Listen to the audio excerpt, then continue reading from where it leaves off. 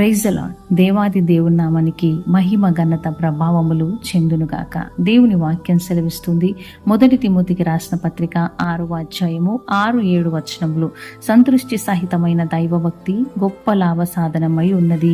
మనం ఈ లోకములోనికి ఏమీ తేలేదు, దీనిలో నుండి ఏమీ తీసుకొని పోలేము. దేవుని స్తోత్రం.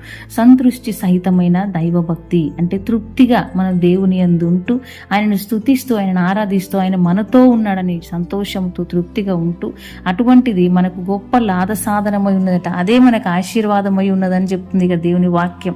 మనుషులు అలా ఉన్నారండి. దేవునికి స్తోత్రం. ఏం సంపాదించాలి, ఉదయం లేవగానే ఎంత సంపాదించుకోవాలి, బ్యాంకు బ్యాలెన్సులు, ఇల్లులు, బంగళాలు, కార్లు, ఆస్తి కూడబెట్టుకోవడం, ధనం కూడబెట్టుకోవడం, ఇందులోనే తృప్తి ఉంది ఈ లోకంలో ఉన్న మనుషులకి. నిజమే, ఒక మంచి స్థితిలో ఉండడం తప్పు కాదు, కానీ అత్యాశతో పరిగెత్తడం తప్పే. తృప్తి, నిజమైన తృప్తి ఎప్పుడు ఉంటుందంటే దేవుడు మనకు తోడున్నాడు. ఏమున్నా లేకున్నా ఈరోజు ప్రభు నాతో ఉన్నాడు, ఆయన కృప నాతో ఉంది అని ఆయన స్తుతిస్తూ ఆయన యందు భయముతో భక్తితో ఉన్నప్పుడట మన జీవితంలో గొప్ప లాభ సాధనమై ఉన్నదట. మరి అట్లా ఉంటున్నారు ఎవరన్నా? ఈ లోకంలో మనం ఏమీ తేలేదు, దీనిలో నుంచి మనం ఏమి తీసుకొని పోం. చాలా మంది అంటారు, ఈ ధనం మాది, ఆ బంగ్లాలు మావి, ఆ ప్లేస్లు మావి, ఇదంతా నాది, ఇదంతా నాది అంటారు. మరి పోయిన రోజు అన్ని విడిచిపెట్టి వెళ్ళిపోవాల్సిందే తప్ప ఏది కూడా శాశ్వతం కాదు. ఈరోజు నువ్వు ఏది కలిగి ఉన్నా అది శాశ్వతం అయితే కాదు. ప్రియ దేవుని బిడ్డ, గుర్తుపెట్టుకో. నిన్ను దేవుడు ఆశీర్వదించాడేమో ఈ లోకపరంగా, కానీ అవేవి కూడా నీకు శాశ్వతం కాదు. దేవుడు ఆశీర్వదించింది ఎందుకో తెలుసా నీకు? నిన్ను ఆశీర్వదించింది నీ ద్వారా అనేకులను ఆశీర్వదించడానికే, నీ ద్వారా దేవుని పని నిమిత్తం బలంగా వాడుకోవడానికే. అంతేకాని కేవలం నిన్ను మాత్రమే ఆశీర్వదించి అవి నువ్వు మాత్రమే వాటిని అనుభవించడానికి కాదు. ఈరోజు చాలా మంది ఇది కావాలి, అది కావాలి, అది కావాలి. మంచిదే, ఆశపడడంలో తప్పులేదు, కానీ అత్యాశ చాలా ప్రమాదకరమైనది. ఈరోజు ఒక స్థితిలో ఉన్నావు ప్రియ సహోదరుడా, సహోదరి. ఆ స్థితిని బట్టి దేవుని స్తుతించు. నీకు ఇచ్చిన దాన్ని బట్టి దేవుని మహిమపరచు. ధనవంతులగుటకు ఆపేక్షించు వారట శోధనలో, ఉరిలో, అవివేక యుక్తులకు హానికరమైన అనేక దురాశలలో ఏడ్చుదట. అటువంటి దాంట్లో పడుతూ ఏడుస్తూ ఉంటారు. ఆశ వద్దు మనిషికి, అత్యాశ వద్దు. ఆశ ఉండాలి కానీ అత్యాశ ఉండద్దండి. ఏదైనా మనం విడిచిపెట్టాల్సిందే.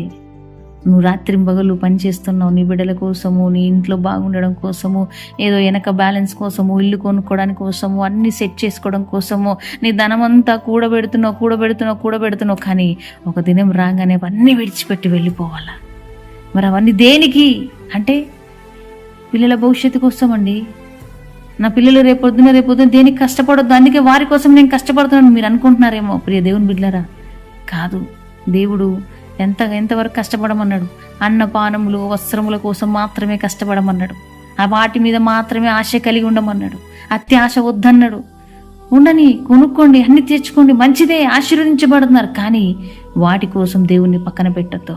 వాటి కోసం దేవుని పనిని ఆపొద్దు.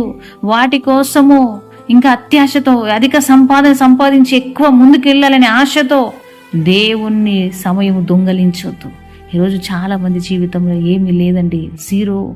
ఎందుకు జీరో అంటే డబ్బున్న దరిద్రులు అంటున్నారు చాలా మందిని. ఎందుకు దరిద్రులు అవుతారు? డబ్బు ఉంది కదా సిస్టర్ అంటే దేవుడు లేకపోతే దరిద్రునితోనే సమానము. ధనం ఉంటే కాదు, దేవుడు ఉండాలి. ధనం ఉండి దేవుడు లేకపోతే దరిద్రుడే.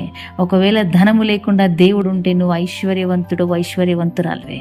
ఎందుకంటే ప్రభువుని సంపాదించుకుంటే రేపటి దినాన ఒక రోజు వస్తుంది, ఆయన మధ్యాకాశంలో నీకు వచ్చినప్పుడు, లేవనెత్తబడ్డప్పుడు ఆయన ఎదుట మనం కూర్చునే కృప దేవుడిస్తాడు.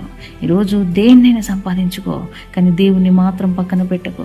నీ సమయము దొంగలించకు. నువ్వు దేవుడు నీకు ఇచ్చిన ఆరోగ్యాన్ని దొంగలించకు. ఆరోగ్యం బాగుంది కదా, నేను కష్టపడి పని చేసుకుంటా, ఇంకా ఎంతైనా నేను పని చేయగలుగుతాను, పరిగెత్తకు. అత్యాశగా పరిగెత్తు. కొంతవరకు కష్టపడు, కొంతవరకే దేవుడు చెప్పింది. వస్త్రముల కోసం, అన్నం కోసమేనట ఇక్కడ వాక్యం కూడా సెలవిస్తుంది. ప్రియ దేవుని బిడ్డ, జ్ఞాపకం చేసుకో. కొంతవరకే అంటున్నాడు దేవుడు. ఎందుకు? చాలా మంది మితిమీరిపోయి ఆశతో పరిగెత్తుతున్నారు. కాగా అన్న వస్త్రములు గలవారమై ఉండి వాటితో తృప్తి ఉందము. దేవుని స్తోత్రం. నీకేది ఇచ్చినా దేవుని మహిమపరచు. ఈరోజు అందరికంటే నువ్వు ఉన్నవాడివా? అందరికంటే నువ్వు ఉన్నత స్థితిలో ఉన్నదానివా? అయితే దేవుని పని కోసం, దేవుని కొరకు సహాయం చేయడానికి పరిగెత్తు. అంతేగానే ఆ ధనాన్ని దాచిపెట్టుకొని, నువ్వు ఎంతగానో ఆ ధనం దాచిపెట్టుకొని నీ అవసరతల కొరకు వాడుకొని, నీ ఎక్కడ కూడా ఎవరికి సహకరించకుండా, దేనికి కూడా పనికిరాని ధనాన్ని పట్టుకొని ఆ సమయం అంతా దేవుని సమయం దొంగలించి, దేవుడిచ్చిన ఆరోగ్యాన్ని దొంగలించి, దేవుడిచ్చిన ఆయుష్ని దొంగలించి నువ్వు నీ సొంత పని కోసం పరిగెత్తకు ప్రియ సహోదరుడా. జ్ఞాపకం చేసుకోండి, దేవుడి వాక్యం ద్వారా మీతో మాట్లాడుతున్నాడు. ఏదైనా కూడా దేవుని సంతృష్టి సహితమైన దైవ భక్తి మాత్రమే గొప్ప సాధనమై ఉన్నది. దేవునికి స్తోత్రం. మరి జ్ఞాపకం చేసుకోండి, దేవుడు మనకు తోడుంటే సమస్తం మనకు ఆశీర్వాదమే. ఈరోజు నిన్ను బహుబలంగా దేవుడు ఆశీర్వదించబోతున్నాడు. ఎందుకో తెలుసా? నువ్వు దేవుని కొరకు సమయం ఇస్తూ, నువ్వు దేవుని కొరకు ఆశగా ఎదురు చూస్తూ, నువ్వు దేవుని కొరకు కనిపెట్టుకొని ఉంటే ప్రతిదీ కూడా దేవుడిచ్చిన ఆరోగ్యమైన, ఆయన ఇచ్చిన సమయమైన ఏదైనా కూడా ఆయన కోసం ఉపయోగిస్తే, ఆయన ఇచ్చిన ఆశీర్వాదమైన ఆయన పనిలో వాడబడితే ఖచ్చితంగా నిన్ను నూరంతలుగా ప్రతిఫలింపచేసి అనేకుల ఎదుట నిన్ను ఆశీర్వదించి బహుబలమైన కార్యాలు నీ జీవితంలో జరిగించునుగాక. ఆమేన్. తండ్రి, నీకు కృతజ్ఞతాస్తుతులు చెల్లిస్తున్నాం ప్రభువా. ఇదిగోండి తండ్రి, వాక్యం వించిన బిడ్డలలో ఎక్కడ తెలిసి తెలియక పొరపాటు చేస్తే క్షమించి బిడ్డలను ఆశీర్వదించి వారిని బ్లెస్డ్గా ఉంచమని యేసు నామములో అడుగుచున్నాం తండ్రి. ఆమేన్.